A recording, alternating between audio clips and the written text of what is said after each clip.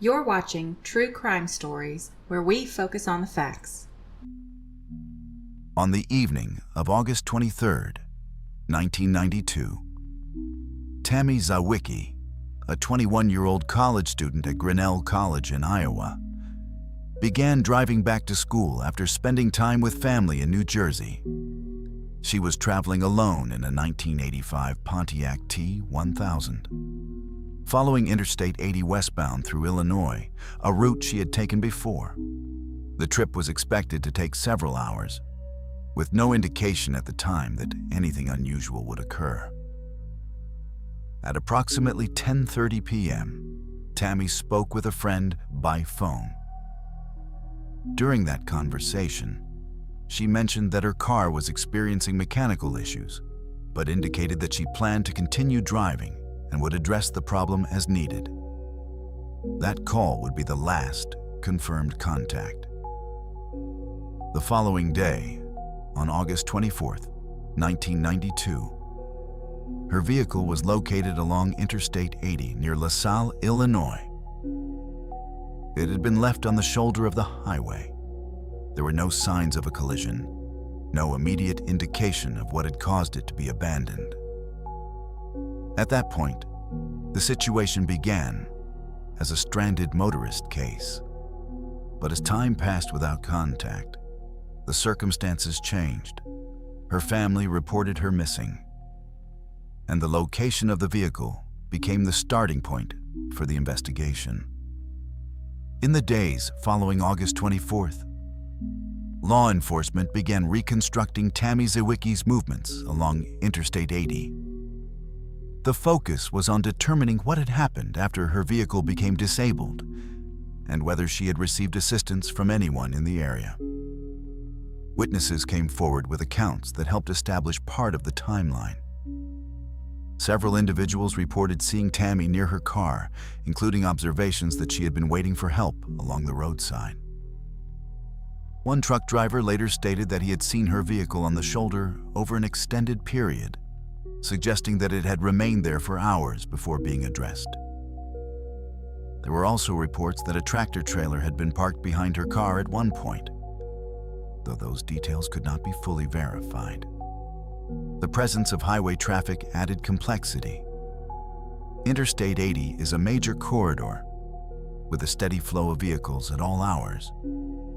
That environment creates opportunities for assistance, but also introduces a wide range of unknown variables.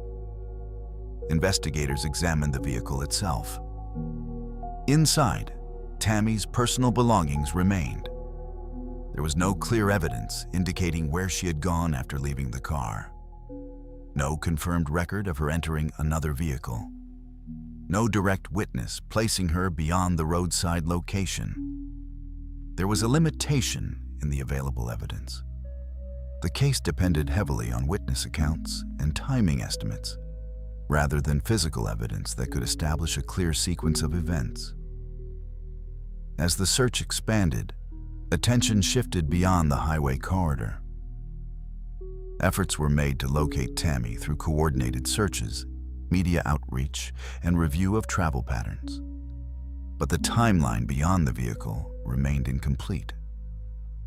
On September 1st, 1992, approximately 1 week after Tammy Zywicki was last seen, her body was discovered along Interstate 44 near Joplin, Missouri, more than 300 miles southwest of where her car had been found in Illinois. The location introduced a new dimension to the case.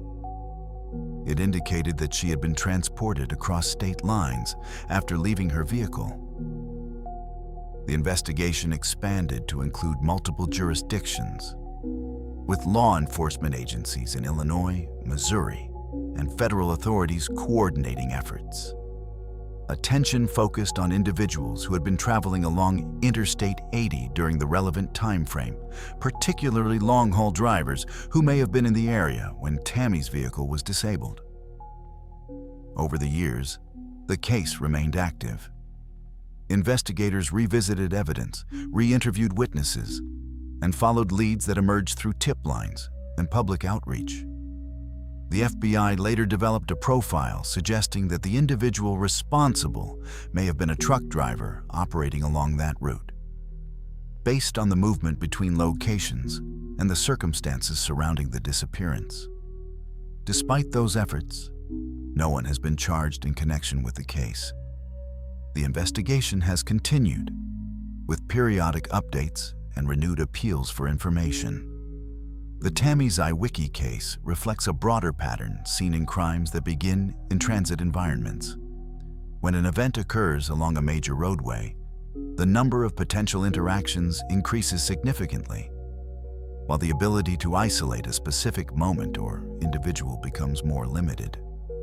In this case, the known timeline begins with a vehicle on the side of the road. It ends hundreds of miles away. What happened in between has not been fully established.